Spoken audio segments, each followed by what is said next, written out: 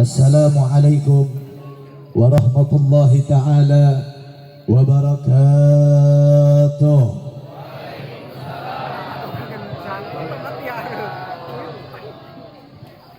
Alhamdulillah, alhamdulillahil qawiyyi sultanuh, al-wadihil burhanuh, al-mabsud fil wujud garamuh wa ihsanuh. Ashhadu an la ilaha illallah wa ashhadu anna sayyidana Muhammadan abduhu wa rasuluh la nabiyya ba'da. Allahumma salli wa sallim wa barik wa karrim wa majid wa azim ala sayyidina wa nabiyyina wa maulana Muhammad sahibil busyrah salatan tubassiruna biha wa ahlana wa auladana wa jami'i masyaikhina wa mu'allimina wa talabatana wa talibatina min yawmina hadha ila yawmil akhir. Subhanaka la ilma lana illa ma 'allamtana innaka antal alimul hakim. Rabbi shrah li sadri wa yassir li amri wa halul 'uqdatam min lisan yafqahu qawli. Allahumma barik lana fir Rajab wa Sya'ban wa ballighna Ramadan. Allahumma barik lana fir Rajab wa Sya'ban wa ballighna Ramadan. Allahumma barik lana fir Rajab wa Sya'ban wa ballighna Ramadan. Amin ya rabbal. Sama-sama kita muliakan, sama-sama kita hormati kepada segenap para alim ulama, para kiai, para asatid, para sesepuh, para ajengan yang hadir pada malam hari ini. Begitu banyak kita berkumpul bersama para ulama-ulama kita. Begitu banyak kita berkumpul bersama para kiai kita, para asatid, para ajengan. Begitu pula daripada guru kita selaku daripada penyampai firman-Nya Allah Subhanahu wa taala, yang melantunkan daripada ayat suci Al-Quran, Ustadz Rafiq beserta para ulama, para kiai, para asatid yang lain yang ada di kampung kita, di wilayah kita yang hadir pada malam hari ini, yang mohon maaf tidak bisa saya sebutkan namanya satu persatu, tapi demi Allah tidak mengurangi rasa hormat saya kepada guru-guru kita sekalian.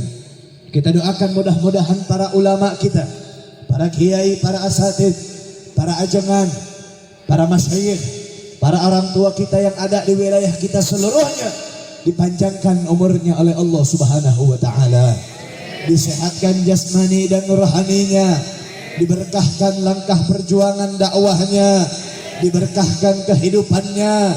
Amin ya rabbal. Begitu pula saudara, kita berkumpul pada malam hari ini, kita bersama-sama kita doakan daripada imam besar kita, Sayyidil Walid Al-Habibana Muhammad Rizq bin Husain bin Syihab, seorang cucunya Nabi. Kita doakan mudah-mudahan beliau selalu senantiasa dipanjangkan umurnya oleh Allah Subhanahu wa taala, dimenangkan dalam setiap langkah perjuangan dakwahnya, dimusnahkan, dihancurkan musuh-musuhnya. Amin ya rabbal. Dan juga kepada para aparatul pemerintah dari jajaran RT, RW, lurahnya, aparatul keamanan sipil ataupun non sipilnya, dan juga salam penghormatan saya berikan terkhususnya kepada seluruh jamaah dari hadirin wal hadirat, muslimin wal muslimat, mu'minin wal mu'minat yang hadir pada malam hari ini, yang dari ba'dal isya sampai detik ini kita bersama-sama beristighfar kepada Allah. Dari ba'dal isya sampai detik ini kita bersama-sama bersalawat kepada baginda Nabi, berkumpul di tempat yang mulia, berkumpul pada malam yang agung. Semuanya angkat tangannya, kita bermunajat kepada Allah. Mudah-mudahan Dengan keberkahannya kita berkumpul pada ini malam, dengan kemuliaannya kita berkumpul pada ini tempat. Kita minta kepada Allah, mudah-mudahan tidaklah kita pulang dari tempat ini kecuali seluruh dosa-dosa kita, yang kecil, yang besar, yang disengaja maupun tidak disengaja, seluruhnya diampuni oleh Allah Subhanahu wa taala. Dosa keluarga kita diampuni oleh Allah, dosa ibu dan bapak kita diampuni oleh Allah. Bagi yang kedua orang tuanya masih hidup, mudah-mudahan Allah panjangkan umurnya.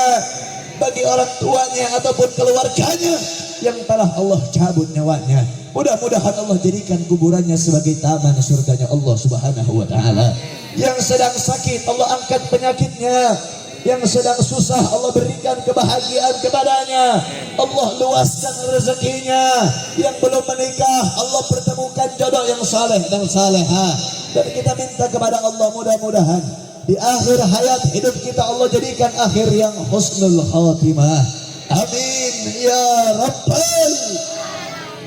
Saudara, ini saya mau tanya sebelum kita lanjut, sebelum kita mulai. Sekarang ini sudah mau jam 10:30, saudara. Jam 10:30 rata-rata biasanya di setiap tempat itu last tulik, saudara. Jam 11 nyatu balik. Ini kalau orang sini, ini kampung apa namanya? Pawindan. Orang Pawindan ini saya mau tanya, kalau acara pengajian sampai jam 12 kira-kira siap atau tidak? Kurang kompak, kurang semangat, siap atau tidak? Sampai tengah malam siap? Betul. Semua angkat tangannya, takbir. Sallu ala Nabi Muhammad. Alhamdulillah, segala puja beserta puji kita haturkan kehadirat Allah Subhanahu wa taala. Wallahul akbar. Dialah Allah yang maha besar, yang memberikan kepada kita beribu nikmat. Dari nikmat sehat wal afiyah, nikmat Allah kumpulkan kita pada ini malam, yang mana Allah Subhanahu wa taala menjadikan kita yang berkumpul pada ini malam, berkumpul pada ini tempat, menjadikan kita sebagaimana umat yang paling mulia, saudara. Allah berikan kemuliaan kepada kita, Allah berikan keagungan kepada kita, Allah berikan nikmat yang mulia, yaitu nikmatul Islam, nikmatul iman, begitu pula daripada nikmatul ihsan. Sehingga pada ini malam, saudara, kita bisa berkumpul di dalam keimanan kepada Allah Subhanahu wa taala. Begitu pula Allah memberikan kepada kita, Allah menjadikan kita, Allah menganugerahkan kita dengan sebuah perkara nikmat. Wa huwal a'zamun ni'mah. Itu adalah sebesar-besarnya nikmat dari Allah Subhanahu wa taala. Nikmat yang menjadikan kalian mulia, nikmat yang menjadikan kalian agung. Saya katakan, saudara, kepada kalian, kalian dimuliakan oleh Allah bukan karena harta yang kalian miliki. Kalian dimuliakan oleh Allah bukan karena pangkat, derajat, ataupun jabatan yang kalian miliki. Kalian dimuliakan oleh Allah bukan karena tingginya imamah, bukan karena mewahnya kalian punya rumah, bukan karena banyaknya harta kalian. Kalian dimuliakan oleh Allah dikarenakan sebab kalian terikat dengan makhluk yang paling mulia, yakni baginda Nabi besar Muhammad sallallahu alaihi wasallam. Begitu pula, saudara, kita berkumpul pada ini malam tidak lain tidak bukan setelah Allah muliakan kita dikarenakan kita terikat kepada Nabi, maka kita berkumpul pada ini malam di dalam rangka mengagungkan dan memuliakan daripada kekasihnya Allah, memuliakan baginda Nabi besar Muhammad sallallahu alaihi wasallam. Kita berkumpul di dalam rangka memperingati daripada Isra wal Mi'rajnya baginda Nabi besar, saudara. Saudara yang dirahmati oleh Allah Subhanahu wa taala, yang namanya perkara Isra wal Mi'raj itu setiap wilayah di Indonesia, dari ujung Sabang sampai ujung Merauke, setiap kampung, setiap wilayah, setiap desa, setiap kota, setiap provinsi pasti itu merayakan. Kalau masuk bulan Maulid, merayakan memperingati Maulid. Masuk bulan Rajab, merayakan memperingati Syahrul Rajabul Mubarak dengan mengadakan daripada Isra wal Mi'rajnya, saudara. Mengenai daripada kisah Isra wal Mi'raj itu begitu banyak, saudara. Begitu banyak apabila ingin dijelaskan satu persatu. Perkara Isra wal Mi'raj ini begitu mulia. Perkara Isra wal Mi'raj ini begitu agung, saudara. Para ulama-ulama salaf ataupun ulama-ulama khalaf itu banyak mereka beliau-beliau yang mengarang daripada kitab-kitab yang menerangkan daripada kisah Isra wal Mi'rajnya baginda Nabi. Salah satunya, saudara, daripada sebuah kitab yang bernama As-Siraj Al-Wahaj fi Haqiqatil Mi'raj, karangan daripada Al-Imam Abul Ishaq Muhammad Ibn Ibrahim An-Nu'mani Asy-Syafi'i. Begitu pula daripada kisah kitab Qiraatul Mi'raj ataupun yang biasa dikenal dengan kitab Al-Mi'raj, karangan daripada Al-Imam Abdul Karim Abu Qasim Al-Qusairi. Begitu pula daripada kitab Ar-Risalah fil Mi'raj, karangan daripada Al-Imam Muhammad Ibn Abi Al-Hasan Asy-Syadhili Al-Lahami. Begitu pula daripada pengarang kitab Al-Ayatul Kubra fi Syarah Qissatul Mi'raj yang dikenal, yang mengarangnya adalah Imam Suyuti. Begitu pula, saudara, banyak. Salah satunya kitab Syarah Hasyiyah Ad-Dardir, karangan daripada Al-Imam Abul Barakat Ahmad Ad-Dardir. Banyak, saudara, yang menerangkan, para ulama-ulama salaf yang menerangkan tentang kisah Isra wal Mi'raj.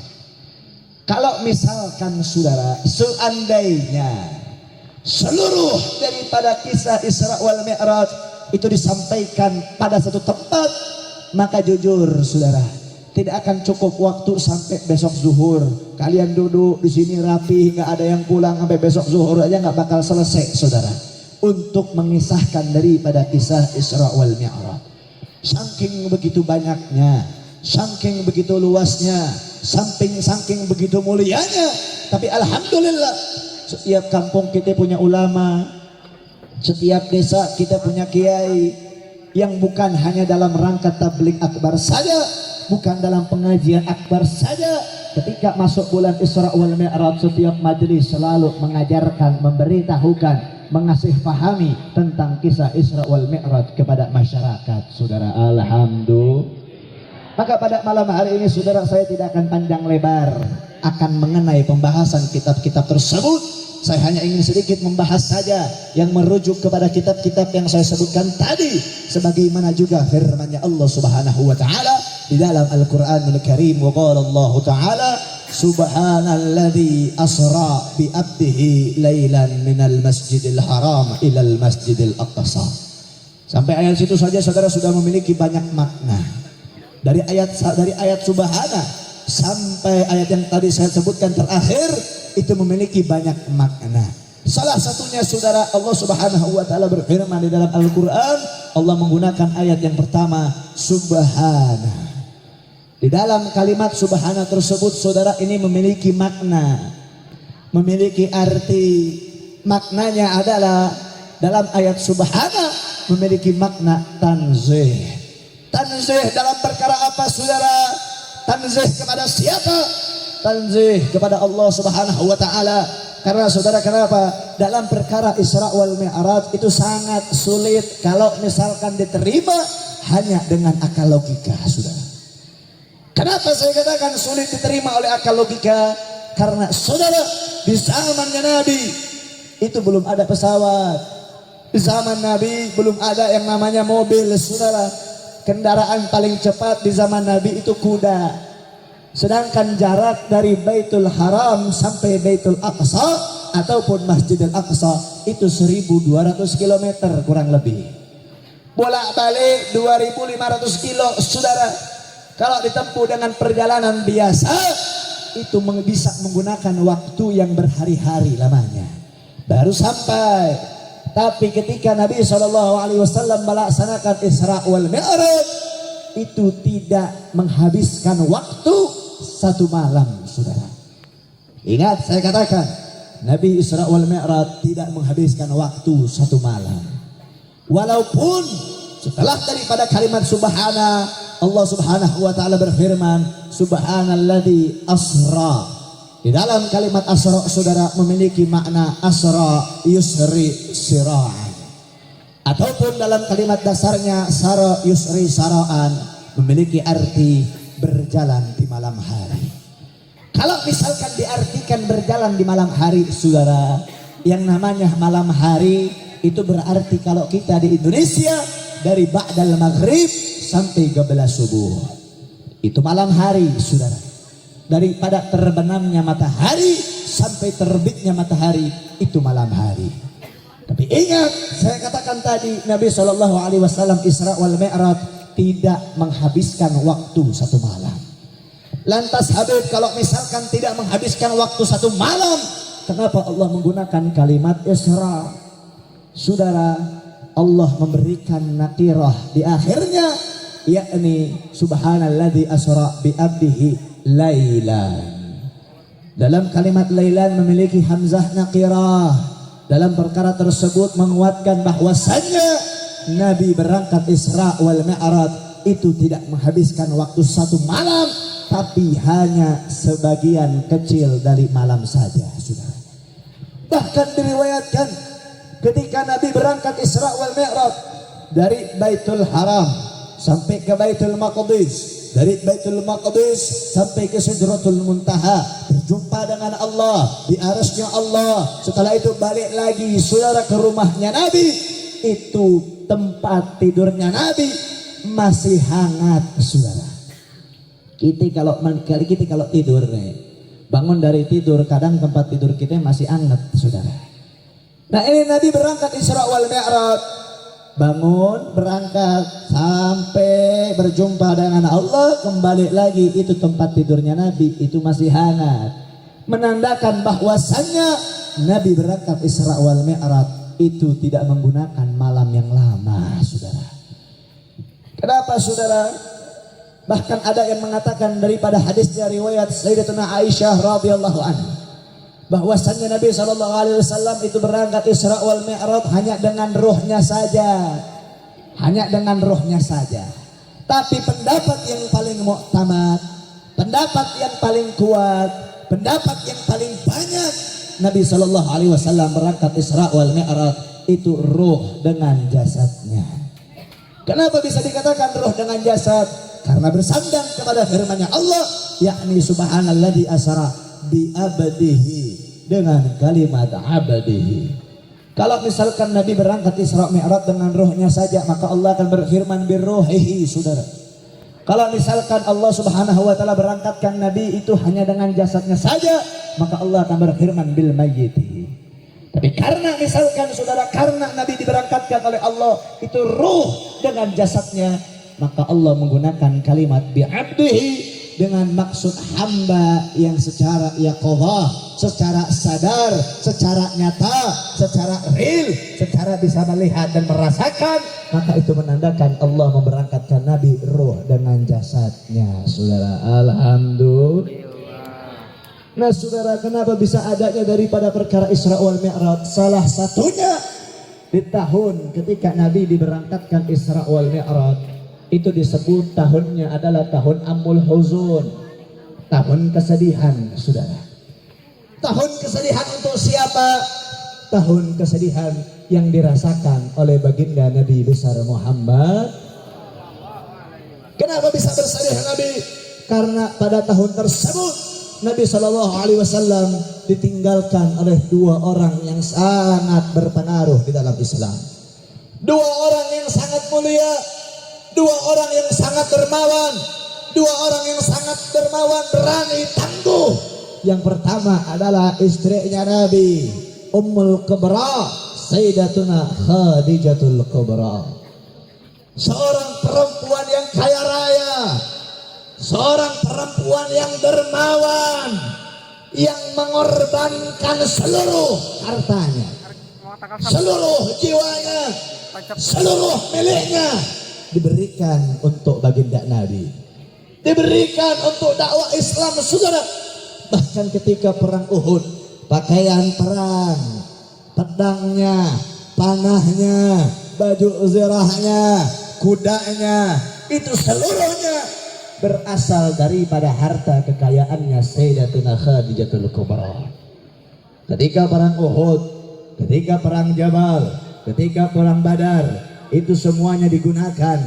Mereka para sahabat berperang menggunakan pakaian-pakaian perang, menggunakan pedang-pedangnya, menggunakan panah-panahnya, menggunakan kudanya. Itu seluruhnya berasal daripada harta kekayaan Sayyidatuna Khadijatul Kubra. Saking seluruh hartanya sudah diberikan kepada agama, saudara. Saking seluruh hartanya sudah diberikan, diinfakkan, dihibahkan untuk perjuangannya Nabi. Ketika Sayyidatuna Khadijatul Kubra hendak wafat, saudara, beliau mengatakan kepada anaknya Sayyidatuna Fatimah Zahra, wahai Fatimah, aku malu untuk berbicara kepada ayahmu. Tolong engkau sampaikan, ketika aku meninggal kelak, aku tidak meminta apapun. Aku hanya meminta satu potong jubahnya baginda Nabi untuk aku gunakan sebagai kain kafanku, karena aku tidak memiliki apapun lagi, saudara. Saking semuanya dikorbankan untuk baginda Nabi besar Muhammad. Allah cabut nyawanya, saudara. Nabi bersedih. Tidak lama dari situ dicabut pula daripada nyawa pamannya Nabi. Seorang laki-laki yang tangguh, seorang laki-laki yang gagah berani. Ketika Nabi difitnah, ketika Nabi dicaci, ketika Nabi diancam untuk dibunuh oleh orang-orang kafir Quraisy, maka pamannya Nabi lah yang berada di hadapan Nabi untuk membela dan menjaga baginda Nabi besar Muhammad sallallahu alaihi wasallam. Dan disitulah, saudara, Nabi mengalami daripada kesedihan. Maka itu tahun pun diberikan julukan Ammul Hazun, yaitu tahun kesedihan untuk baginda Nabi. Allah berikan hadiah kepada Nabi, Allah berangkatkan baginda Nabi, Allah gembirakan hatinya Nabi, Allah berangkatkan Isra wal Mi'raj.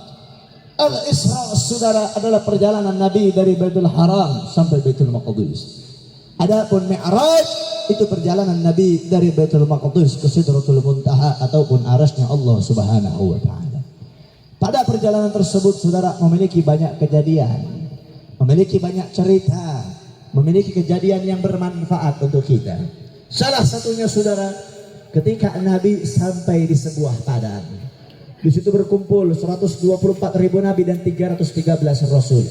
Seluruh nabi berkumpul, seluruh rasul berkumpul, saudara. Nabi diminta oleh malaikat Jibril untuk mengimami salat, yang mana para makmumnya adalah para nabi, para makmumnya adalah para rasul. Dan disitulah Nabi SAW mendapatkan lakaf ataupun julukan Sayyidil Mursalin wa Imamul Anbiya, Imamul Mursalin, imamnya para rasul, pemimpinnya para nabi, pemimpinnya para rasul.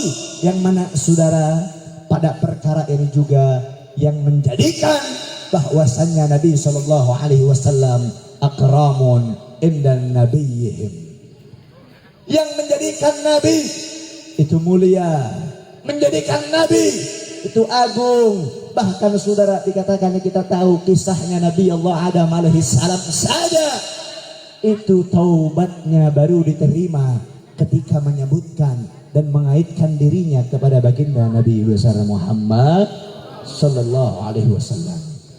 Maka selaras, saudara, sebagaimana di dalam Al-Qur'anul Karim, Allah Subhanahu wa taala memberikan sebuah pembedaan, saudara. Tapi pembedaan di sini bukan berarti membedakan yang satu lebih baik, yang satu tidak, saudara, tidak. Dalam pembedaan ini semuanya baik, semuanya bagus, tapi yang dalam pembedaan ini menjadikan sebuah pembelajaran bahwasannya Nabi SAW memiliki peringkat paling tinggi yang menjadi imam dan pemimpinnya para nabi beserta para rasul. Di dalam Al-Quran, Allah Subhanahu wa taala nada kullan nabi bismihil mujarrad. Di dalam Al-Quran Allah menyebutkan nama para nabi, Allah menyebutkan nama para rasul. Itu bismihil mujarrad, saudara, dengan hanya namanya saja. Sebagaimana Allah Subhanahu wa taala berfirman, wa qala Allah taala ya ayyuhan nabi. Maaf, wa qala Allah taala ya Zakaria inna nubashiruka bi ghulamin ismuhu Yahya. Allah menyebutkan nama Nabi Zakaria. Allah menyebutkan nama Nabi Yahya. Begitu pula dalam ayat yang lain Allah Subhanahu wa taala berfirman, wa qala Allah taala ya Yahya khudhil kitaba biquwwah. Di dalam ayat yang lain juga Allah Subhanahu wa taala berfirman, ya Ibrahim qad sadaqta ru'ya. Di dalam ayat yang lain juga Allah Subhanahu wa taala berfirman, ya Musa inni anallah. Dalam ayat yang lain Allah Subhanahu wa taala berfirman, ya Isa inni mutawaffik wa rafi'uka ilayya. Di dalam ayat yang lain Allah Subhanahu wa taala berfirman, ya Adam kun anta wa zawjukal jannah. Dalam ayat yang lain juga Allah Subhanahu wa taala berfirman, ya Nuh innahu laysa min ahlik. Tapi ketika Allah sebutkan nama baginda Nabi, saudara, Allah sebutkan nama baginda Rasul, Allah sebutkan dengan sebuah julukan, dengan sebuah laqab, yakni Allah Subhanahu wa taala berfirman, ya ayyuhan nabi kulli azwaji, ya ayyuhar rasul, ya ayyuhal muddathir, ataupun ya ayyuhal muzammil. Sallu ala Nabi Muhammad. Sallu ala Nabi Muhammad. Jadi saya tanya, saudara jawab yang kompak, baginda Nabi itu derajatnya mulia atau tidak? Kurang kompak, kurang semangat, mulia atau tidak? Agung atau tidak? Derajatnya Nabi tinggi atau tidak? Kalau misalkan derajat Nabi mulia, derajat Nabi agung, derajat Nabi tinggi, saya tanya kira-kira siap memuliakan Nabi? Siap mengagungkan Nabi, siap membesarkan Nabi. Betul. Takbir. Saudara, kita berkumpul pada ini malam memuliakan Nabi dengan niat, dengan tujuan agar kita dimuliakan oleh Allah Subhanahu wa taala. Dengan niat, dengan tujuan menambahkan kecintaan kita kepada Nabi. Dengan niat, dengan maksud agar membesarkan mahabbahnya kita kepada Nabi. Menjadikan kita makhluk yang mencintai Nabi. Menjadikan kita makhluk yang selalu terikat kepada Nabi. Kita merayakan Isra wal Mi'raj, merayakan pembacaan Maulid, tidak lain tidak bukan karena kita mengharapkan syafaatnya baginda Nabi, sehingga Nabi mengakui kita selaku daripada umatnya. Amin ya Rabbal. Tapi na'udzubillahi min dzalik wa iyadzubillahi min dzalik.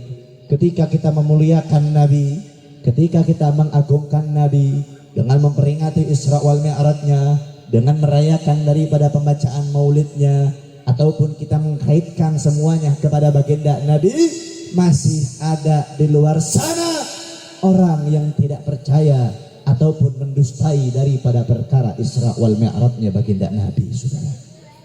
Tidak sampai di situ, masih banyak orang yang berkata seperti ini, saudara.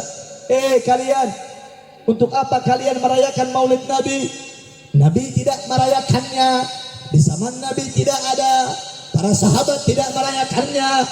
Untuk apa kalian memperingati Isra Mi'rajnya Nabi? Nabi tidak merayakannya, itu tidak ada di zaman Nabi, itu bid'ah, itu sesat, itu ada dalam nerakanya Allah Subhanahu wa taala. Na'udzubillahi min. Saya mau tanya, pernah ngedengar orang ngebid'ahin maulid? Pernah? Pernah ngedengar orang ngebid'ahin Isra Mi'raj? Pernah? Enggak sampai situ doang, saudara. Bukan hanya maulid yang dibid'ahkan, bukan hanya Isra Mi'raj dibid'ahkan. Mereka mengatakan tawasul sesat, mereka mengatakan tahlil bid'ah, mereka mengatakan ziarah kubur sesat. Na'udzubillahi min. Tahu siapa golongannya? Tahu. Ini Wahaboy, saudara, namanya. Nah, kalau misalkan kalian punya nama julukan Wahabi, kalau saya julukannya Wahaboy, saudara. Kenapa? Kenapa dikasih nama Wahaboy? Osok ngageboy-geboy, saudara. Ngageboy-geboy itu kalau bahasa saya itu menggebu-gebu. Selalu menganggap dirinya paling suci, selalu menganggap dirinya paling benar. Di luar ajarannya sesat, di luar ajarannya masuk ke dalam neraka. Na'udzubillahi min. Kira-kira kalau ada pendapat seperti ini, jawab atau jangan? Jawab atau jangan? Jawab atau jangan? Saudara, mereka orang Wahabi mengatakan maulid, tahlil, Isra Mi'raj bid'ah dan segala macamnya itu bid'ah, berpegang dengan salah satu hadis. Masih banyak mereka berpegang-pegang merujuk kepada hadis-hadis yang lain. Tapi salah satunya mereka berpegang dengan salah satu hadis, yakni hadisnya berbunyi kullu bid'atin dhalalah wa dhalalah finnar. Segala macam perkara yang tidak ada di zaman Nabi itu bid'ah. Bid'ah itu sesat dan orang yang melaksanakan perkara yang tidak ada di zaman Nabi itu sesat dan tempatnya akan ditempatkan oleh Allah di dalam nerakanya Allah Subhanahu wa taala. Saudara, saya katakan kepada kalian, ini hadis tidak salah, saudara. Ini hadis tidak salah. Ini hadis benar. Yang salah adalah orang yang mengkaji dan belajar ini hadis. Makanya kalau mengkaji, kalau ada kiai, ada ustaz, ada ajangan lagi nyampaikan ilmu, sia tong lobakan HS matanya. Iya efeknya saudara. Efek ngaji lobakan HS kieu. Sare we gawe. Kiai tausiah sare. Di majelis sare. Di masjid sare. Ngadengekeun tausiah sare. Akhirnya apa? Kiai lagi mulai ceramah nyampaikan satu hadis. Tidur deh. Bangun-bangun udah mendengar, ini intinya saja, penjelasannya tidak didengar. Akhirnya menjadikan kesalahpahaman, saudara. Ini saya jelaskan, yang namanya bid'ah, innal bid'atul furu'in. Yang namanya bid'ah ada dua cabang, saudara. Ada yang pertama bid'atul hasanah. Yang kedua ada bid'atul sayyi'ah. Ada bid'ah yang baik, ada bid'ah yang buruk. Lantas saya mau tanya, memperingati Isra Mi'raj, memperingati Maulid Nabi, itu perkara baik atau perkara buruk, saudara? Baik atau buruk? Baiknya aja ambil, bid'ahnya jangan. Baiknya aja ambil, bid'ahnya jangan. Kok jangan bid? Nih saya jelaskan, saudara. Karena yang namanya Maulid, yang namanya memperingati Isra Mi'raj, yang namanya tahlil tawassul, itu tidak pantas dikategorikan dalam perkara bid'ah sekalipun bid'ah yang baik. Kenapa? Ini saya jelaskan. Apabila contoh ada sebuah hukmul wajib, ada sebuah hukum wajib, untuk sampai kepada perkara tersebut itu membutuhkan sebuah perkara, membutuhkan sebuah perantara untuk sampai kepada perkara wajib. Maka ini perantara itu bisa hukumnya menjadi wajib karena untuk sampai kepada perkara wajib. Contohnya bagaimana? Nih saya berikan contoh gampangnya saja. Saya mau tanya, jawab yang kompak sama seluruh jamaah. Bagi seorang perempuan menutup aurat hukumnya wajib atau sunnah? Wajib atau sunnah? Bu, di belakang lu pada ngantuk, kagak pada bersuara loh. Gue mau nanya sama ibu-ibunya dulu. Bu, lu nutup aurat wajib apa sunnah? Wajib apa sunnah? Wajib, bu. Kagak ada alasan buat kagak wajib. Tapi gue kasih tahu, lo wajib jangan pas pengajian doang, bu. Pas hadir pengajian baru wajib pakai kerudung lo, nutup aurat lo. Hadir tablik akbar baru lo pakai kerudung lo, nutup aurat lo. Tapi pas nyapu halaman depan rumah ngejemur pakaian, kerudung kagak dipakai lo. Ada yang begitu aja? Ada. Coba tuh mana jelmana ya. Yang seperti itu ada atau tidak? Jadi menutup aurat saya mau tanya, wajib atau sunnah? Wajib, bu. Wajib jangan pas pengajian doang ya. Jangan mentang-mentang 5 langkah, Bib kan 5 langkah depan rumah. Nggak apa-apa lah Bib, nggak ada yang lihat. Bu, 5 langkah. 5 langkah menuju nerakanya Allah Subhanahu wa taala. Na'udzubillahi min wajib. Jangan pas pengajian doang. Insya Allah mudah-mudahan ibunya khair, solehah kabeh di dia mah. Terus bu, saya mau nanya lagi nih, kalau ibu-ibu saya kasih pertanyaan ini semangat nih.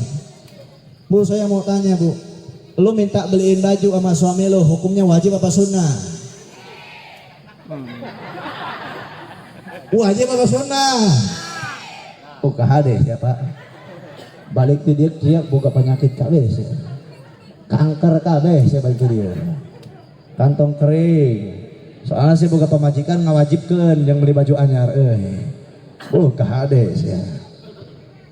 Terlebih apa saudara, ingat saya kasih tahu kepada kalian, untuk yang namanya membeli Pakaian hukumnya tidak mutlak wajib, tapi hukum mutlaknya adalah mubah.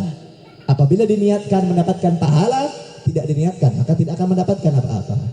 Tapi daripada hukum tersebut bisa berubah menjadi wajib apabila Anda membeli pakaian digunakan untuk menutupi aurat, yang hukum menutup aurat adalah wajib.